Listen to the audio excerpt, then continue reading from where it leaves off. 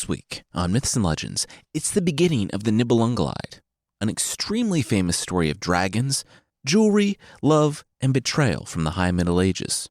You'll see that if meeting your spouse involves a murdery version of the Olympics, and you also need your invisible super buddy to prop you up through the whole thing, it's probably not meant to be. The creature this time is what happens when you mix a house cat and a dragon. It's a somehow more predatory dragon.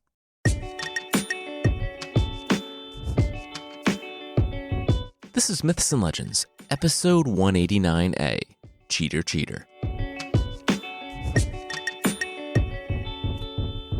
This is a podcast where I tell stories from mythology and folklore. Some are incredibly popular stories you think you know, but with surprising origins. Others are stories that might be new to you, but are definitely worth a listen. So, the Nibelungenlied. Long ago, in episode 3E, I think, I briefly mentioned this story, calling it a different version of the last part of the Saga of the Volsungs. And while that's kind of right, it's more wrong than it is right. Considered in some places to be an adaptation of the story of Sigurd, and in others that they both grew from a common, lost story, the Nibelungenlied is set in what is now Germany in the 12th century. If you've heard the story of Sigurd, you'll hear echoes of the Volsungs, but in my opinion, this is almost a completely different story. Also, today's story served as inspiration for Richard Wagner's 19th century Ring cycle. If you're familiar with the opera, you'll quickly see that while it shares a lot with the original, there are also big differences. Anyway, we'll jump in with the story of a princess who finds herself somewhere unexpected.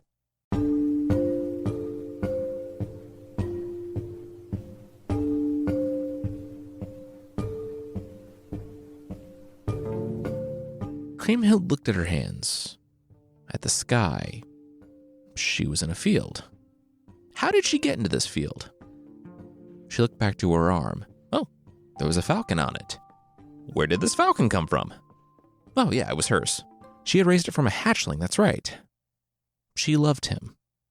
He loved her. She remembered the commands, and the falcon took off. She was far from home, or was she just outside the gates? She turned to face the Rhine, in the city of Worms, and quick note, Worms is the name of the city, and it was not a city made from worms. She looked up to her falcon, drifting on the warm updrafts.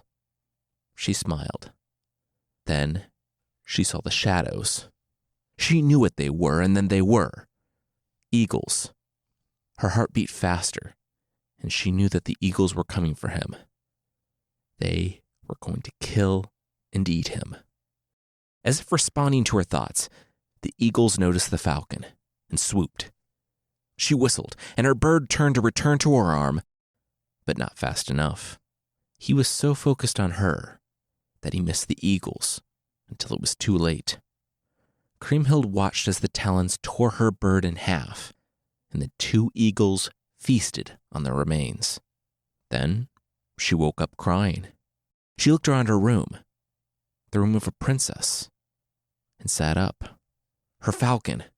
Wait, she didn't have a falcon, and didn't have the slightest idea how to control one. It had all been a dream. But what had it meant? Oh, I can tell you what it meant, her mother, the Queen Mother, said over breakfast that morning. The falcon is a noble man who, unless God helps him, will soon be taken from you. Kriemhild rolled her eyes and sat back. All right, cool. So, the same answer that her mom always gave. A husband. How many times were they going to have this conversation? She intended to stay free of a man's love all her life. She wasn't going to be made wretched by the love of any man.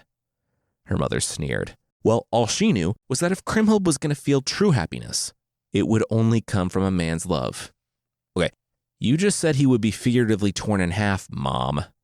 Now you're saying it's the only way to be truly happy? Pick a lane. Now was the Queen's chance to roll her eyes. Kriemhild would see in time. She was finished talking about this. Good, Kriemhild said, knowing that her mother would absolutely not be able to keep that promise.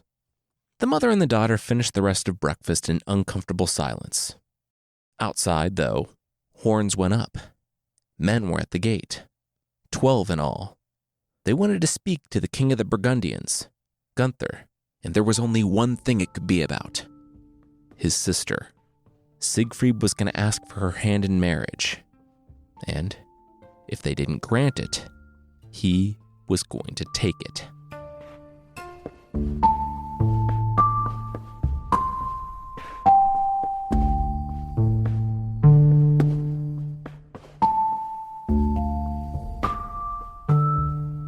You don't know Siegfried?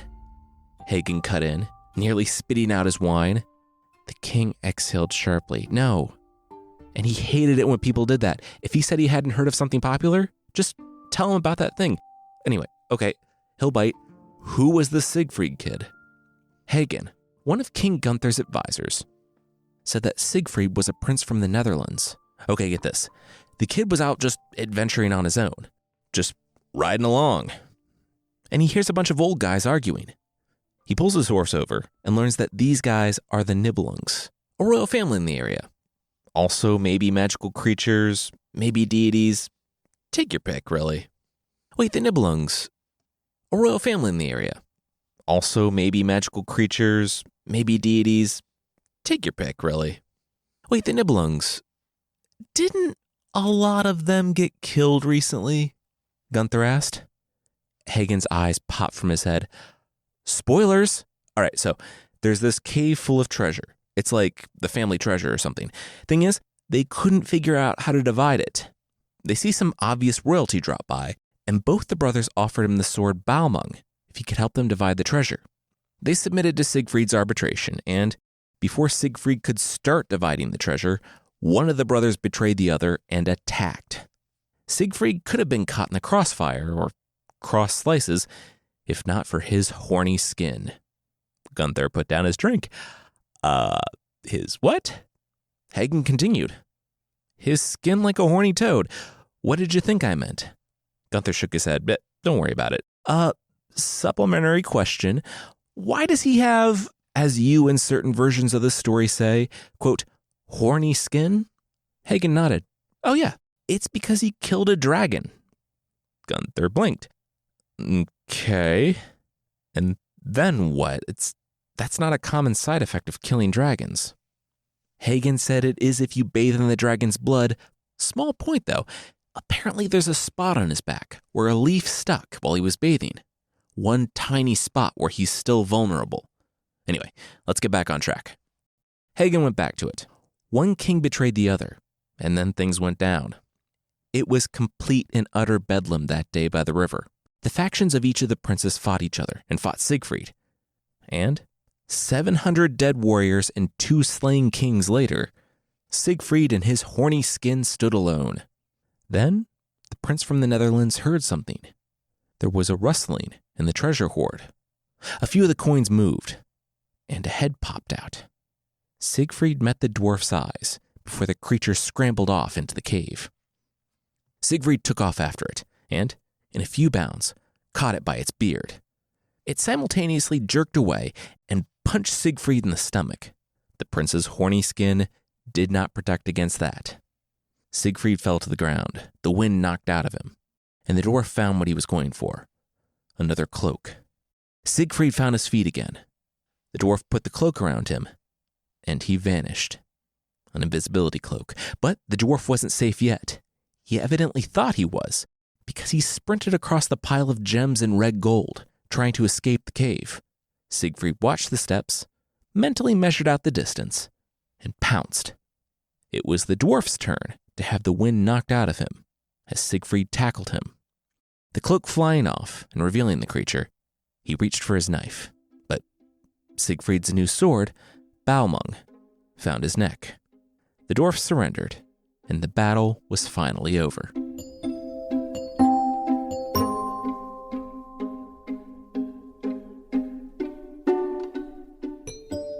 Aren't you angry that I killed your countrymen, dwarf? Siegfried spat.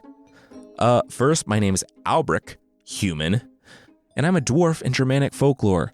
You really think the nobility are my people? I was coming to steal from them and you started killing everyone. I think that was going to happen regardless, Siegfried said, wiping his sword and sheathing it. Siegfried looked out at the 702 bodies spread all around the river. Well, did the dwarf want to help him get his gold back in the cave? you know what? He should rephrase that. The dwarf would be helping him get the gold back in the cave, because there was no way the mythological creature would be able to outrun him. Besides, he would make it worth the dwarf's while. Siegfried couldn't stay here forever, and he needed someone to watch over his gold. The dwarf said he would do it, but from here on out, Siegfried should probably watch his back. Siegfried cocked an eyebrow. Why? Was this gold cursed? Albric thought about it. Not as far as he knew. I mean, the 702 guys outside might feel otherwise, but it was just normal gold. He was now super rich and would have a lot of people wanting his gold. Best of luck. Siegfried laughed. He didn't need luck. He had horny skin. The dwarf stopped. Siegfried should probably, chill out with that a bit. That didn't sound as frightening as Siegfried thought it did. Back in Gunther's castle, he nodded at Hagen. Good story. I like how you included some dialogue to liven it up. Ever get any negative feedback on that? Rarely, Hagen replied. Most people understand that it's not really part of the original and kind of anachronistic. Anyway, the same Siegfried who killed the dragon and wiped out the Nibelungs, he was here. He just had a birthday, and all of his father's nobles had committed to following him. And you know why he's here. Gunther sighed. His sister, Kriemhild, the one who vowed never to marry? Hagen nodded. The very same.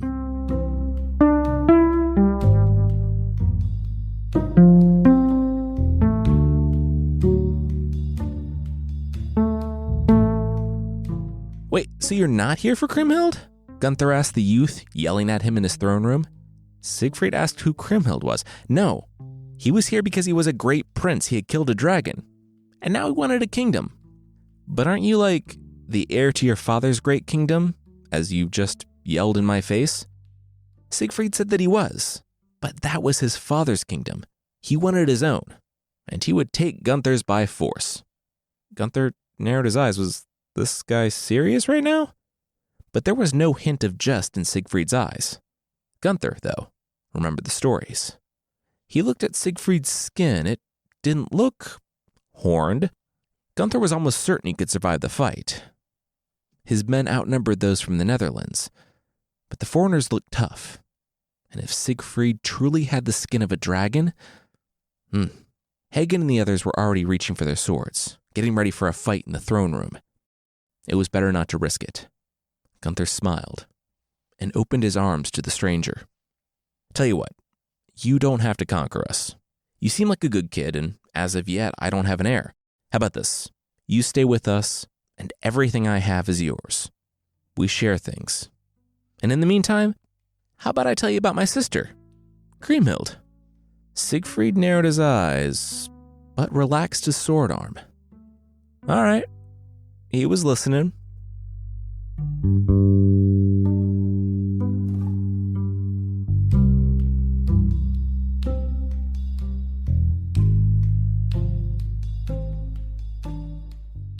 One year later, Gunther had a problem. Well, one more problem. He was going to be invaded. Two kings, one from Saxony and one from Denmark, had mustered an army, and Gunther's friends told him that they would be there in 12 weeks to take Gunther's kingdom by force. Story of his life. Only this time he didn't have a sister he could pay them off with. Well, he did, but they were also pretty intent on taking his sister when they took his kingdom. Also, she was kind of betrothed to Siegfried. I mean, she didn't know that she was, and Siegfried didn't know that he technically wasn't, and that Gunther was really just buying time looking for a way to get rid of this guy, while also trying to figure out if he actually had horny skin. Then Gunther saw an opportunity. He looked into a mirror and made his best pouty face. Perfect. He called Siegfried in. Their kingdom that they shared and ruled jointly, with Gunther's name on all the paperwork. Tax purposes, don't worry about it. Their kingdom was under attack. In 12 weeks, 40,000 men would be besieging them. And in that time, Gunther could only hope to muster 10,000 warriors. Siegfried stood. Don't worry, partner. He would go and face the kings, and he would do so with just 1,000 men. Gunther said, seriously, he could get 10. You know what? Why was he working against himself? Sure, go with 1,000. And so Siegfried did, thus ending Gunther's anxiety over Siegfried's presence in his kingdom. Soon, the kid would be dead, and hopefully just serve as a speed bump for the Saxons and Danes, so Gunther could figure out how to recruit more warriors to defend Worms. It was going to be okay. At the very least, he would finally be rid of Siegfried.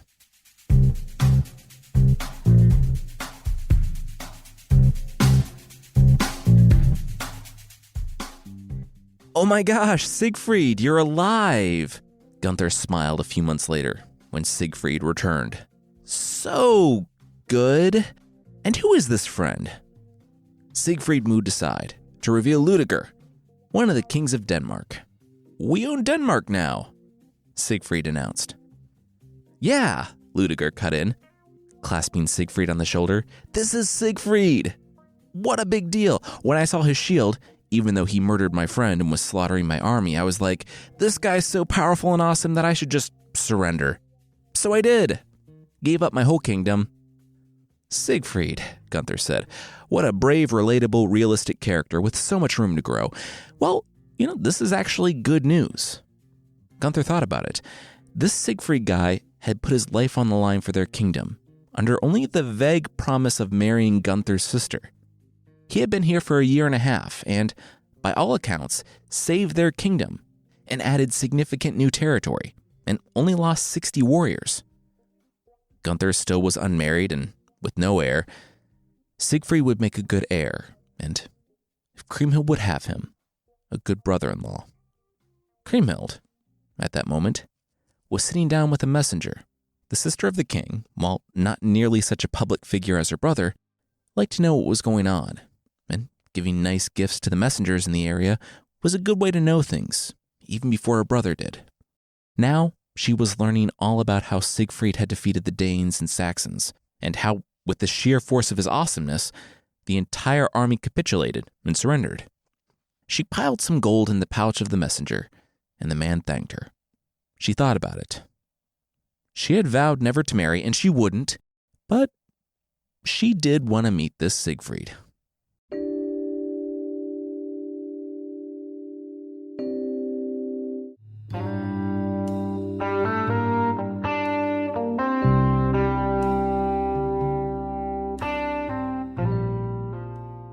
It was the day that Siegfried met Kriemhild, that the knight who had killed a dragon, secured a fortune, and routed an army with a look, was terrified.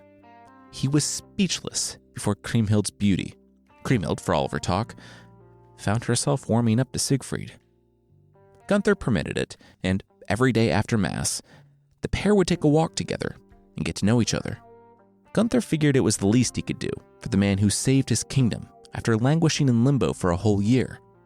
So, Siegfried was happy. Gunther was happy. And though she would never admit it to the Queen Mother, Kriemhild was happy. Hey, so I have a question for you, Siegfried ventured with King Gunther. You want to marry my sister? Cool, I am so glad you asked. I want to get married too. Okay, I don't really see how that has anything to do with this, Siegfried observed. But Gunther explained. In Iceland, there was a queen who rules her own kingdom. Her name was Brunhild. She is the complete package. She can throw a javelin, chuck a boulder a massive distance, and long jump to beat the best of them.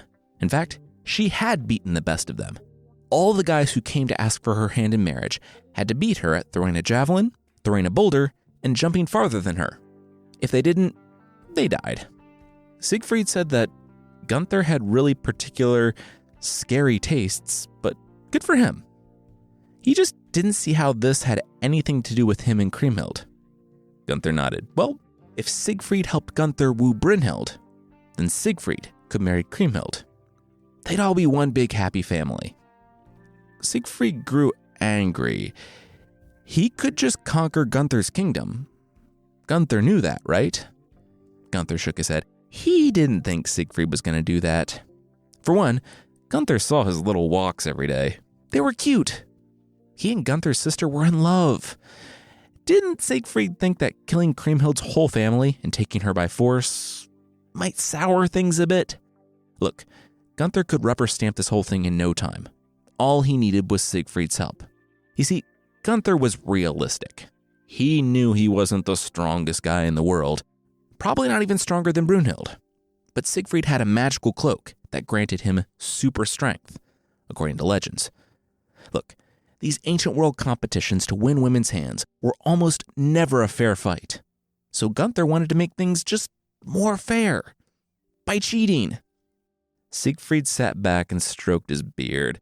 This seemed like a bad idea. Still, it would be Gunther's problem. And if it was the only way he could get the king's blessing to marry Kriemhild, well, you know what? Sure, he would do it. The original version then launches into kind of a long and indulgent kingly tuxedo dress-up party, because if you're going to try to woo a queen, by a mini deadly Olympics, you had to look fantastic while doing it. The day came, and Gunther and Siegfried said goodbye to the queen mother and Kriemhild. Kriemhild wished her brother wasn't going to try and woo such a dangerous woman. There were plenty of women in the Rhineland who would love to marry him, but Siegfried stepped forward and kissed her hand. He said her brother would be successful in wooing Brunhild, because then Siegfried would return. And when he did, and if she wanted to, they could finally be together. He didn't wait for her to respond. The men boarded the boat, and as they rowed up the Rhine to meet the North Sea and finally the Atlantic, Kriemhild, for the first time in her life, smiled at the possibility of marriage.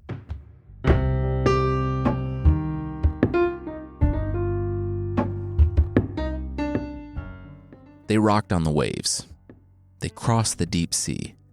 Eisenstein, translating to Ironstone, Brunhild's fortress, was in sight. Siegfried put down his oar. All right, everyone, let's get our story straight. When we get there, Brunhild will look pretty, but she's extremely dangerous. We need to be of one mind. Gunther is the king and in charge, and I am his servant. Remember, everyone, get that story straight. Gunther said that's reality. I'm the king. There you go, Siegfried smiled. Everyone follow Gunther's example. I believe that he believes that. I do, Gunther said. I'm the king. You came into my kingdom. He was a little bit more insistent. All right, buddy. Now you're just showing off, Siegfried said. Save it for Brunhild.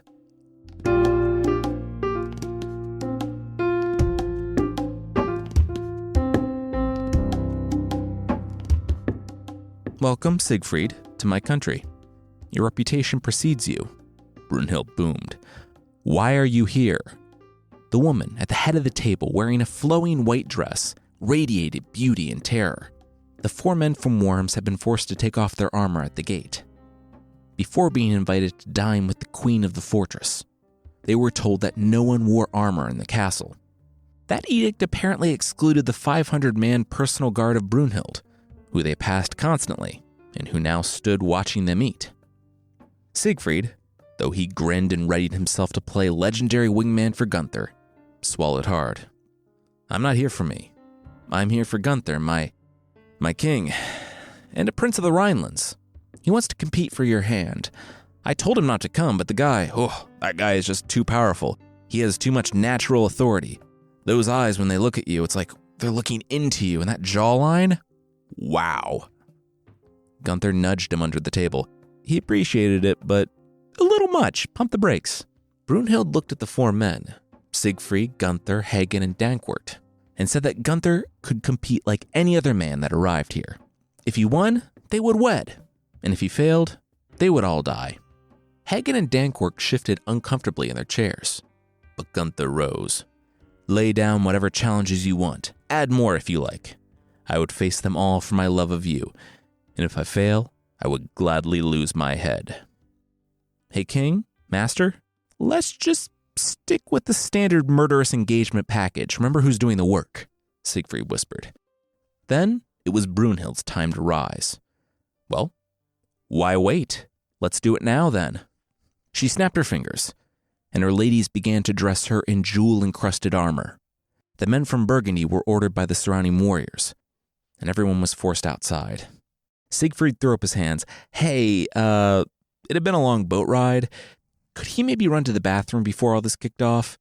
He asked a nearby knight where the nearest room with a hole in the ground was, and when no one was watching him, slipped out of a window and sprinted back to the boat to get his invisibility and super strength cloak. When he returned, he saw what he was up against. 3 men were struggling to bring Queen Brunhild her javelin. It said that 3.5 ingots went into its forging, and it doesn't say what type of metal or how big the ingots were, so I can't get a good guess on just how heavy this thing is. But by the fact that 3 men were having difficulties with it, it was heavy. Brunhild picked it up like it was nothing, though. Gunther swallowed hard. Okay, cool. I mean, he knew she was supposed to be strong, but wow. In a little over your head, Siegfried whispered to his king, then followed that up with a, "Don't look at me, I'm invisible." It took 12 men in an awkward circle to bring Brunhild's boulder out next, the one that both she and Gunther would have to throw. She picked it up easily, tossed it up and down a couple of times, and then just set it back on the ground. Then she rolled up her sleeves, picked up her javelin, and threw it.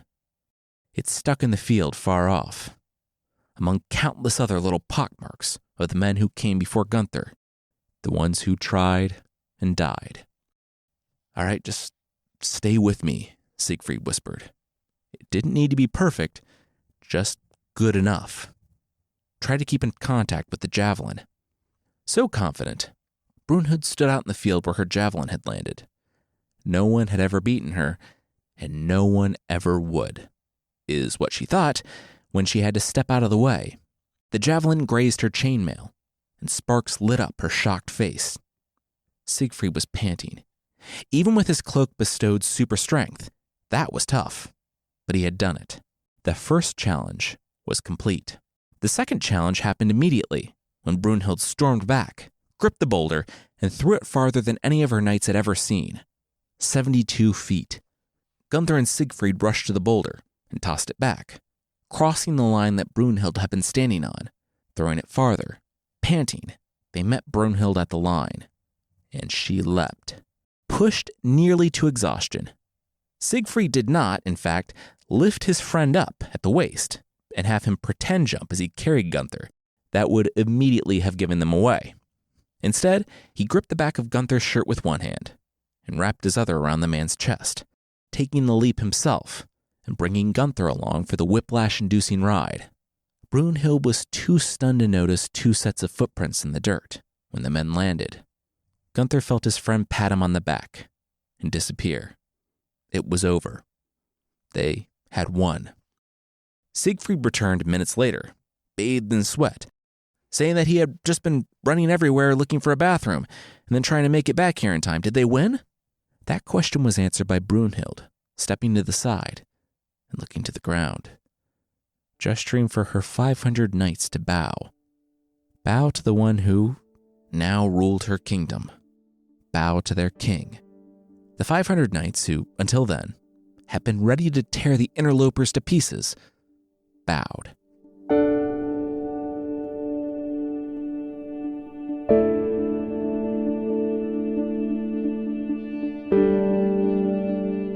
Wedding planning can be stressful, especially when one side is hoping to turn their knights on the other, only to have a third come back with 1,000 knights to make sure everything went according to plan. Brunhild said she needed to inform all of her vassal kings, those who served her in Iceland, of her departure to the Rhineland. So she called all of them to her fortress. The Burgundians, numbering 4, were rightly worried about Brunhild calling her banners, in Game of Thrones parlance, so Siegfried left under the cover of darkness. This show of force more than matched Brunhild's, and the wedding plans continued apace, because nothing says this marriage will last like needing to keep a knife at the throat of your betrothed. The time came, though, for Brunhild to put a steward in charge of her fortress, wish her maidens well, and board Gunther's ship to Burgundy. She sighed, watching Iceland shrink on the horizon. As they took to the open sea, she vowed, silently, to one day return to her father's lands. she never would.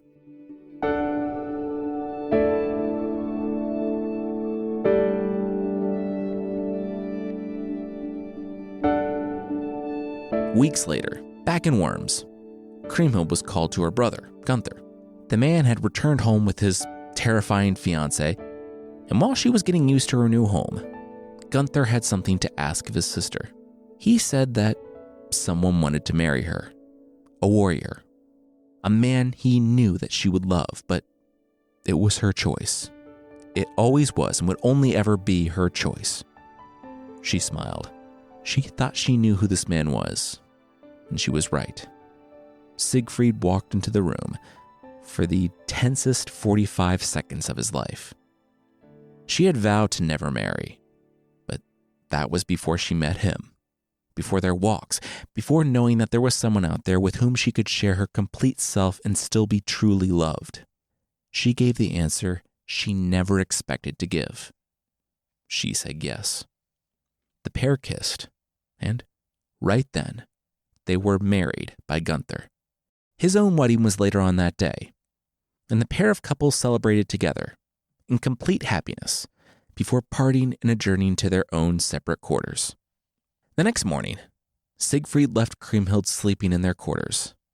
He was happy. He was a legend in his own time and immeasurably rich, sure, but here, in Worms, he had found a reason for it all. He had found love.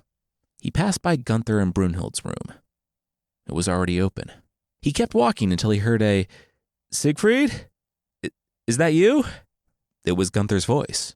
Siegfried stopped and scanned the empty hallway before stepping back to his friend's doorway. "Yes? Gunther?" In hushed whispers, Gunther told his friend that she was out.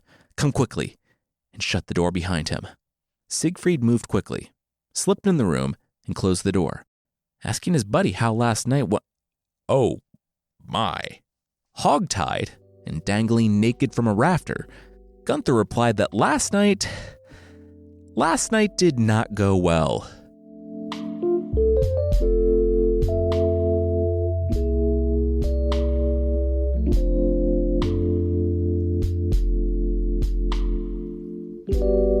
That's where we're going to leave it today. Next week, we'll see what happened to make Brunhild pass on a night with her new husband, and what the two friends, who definitely should have left well enough alone and not gone to Iceland, are going to do about it.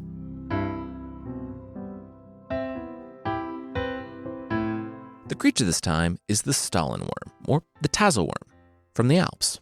Say you're walking along and, out of a tunnel in the ground, you see the face of a cat. This cat might have a crown on its head. And your first two thoughts are, hey, that might be the cat Sith, the king of the cats. And also, I should get a picture of that because the internet will love a cat with a tiny, adorable crown on its head. If you beckon the cat out into better lighting and see that it's long, very long, and dragon-like with just two or several clawed centipede-like feet, well, you've just met the Stollenworm, or the tunnel worm. For my years of bad-mouthing cats on this podcast, we got a cat, and I actually love them now. But I think everyone has to acknowledge that a cat's predatory instincts, combined with a reptile's aggression, means that if you see a dragon cat coming out of a hole in the ground, you should get out of there. Like many dragons, they're said to have poison breath, and when they rear up, they're over 6 feet tall. In 1887, the naturalist Carl Wilhelm von Dalatore wrote one of his works, The History of the Dragons in the Alps, when an actual naturalist could write a history of the dragons in the Alps, that no, a cat-faced dragon in the Alps was preposterous. The cat part was obviously folklore, but the dragon part tracked. More than most creatures, people really devoted a lot of effort in trying to see if this cat dragon was real. Scholars wrote of eyewitness accounts. Scientists tried to figure out how they could exist. Bounties were announced for the remains of an authentic Stollenworm. And I joke, but I honestly respect the scholars. They do have a healthy skepticism, and they say that scientists do need to maintain an open-mindedness about the world around them. I mean, some say that. Others seem to really want dragons to exist. I was convinced that I covered this creature already, but a quick search revealed that I only recognized the name because of God of War, which came out in 2018, for which I actually voiced the official podcast. They went with the two-legged version, but honestly, it's spot on. I posted a link to the depiction of the creature in the game and to the podcast that I voiced, if you're interested. Both are in the show notes. If you find yourself up against a Stalin worm or Tassel worm, you don't need a mythical Norse axe, but a white rooster. Because for all of their poison and teeth and feet, if the Stalin worm sees a white rooster, it turns around and crawls right back into that hole.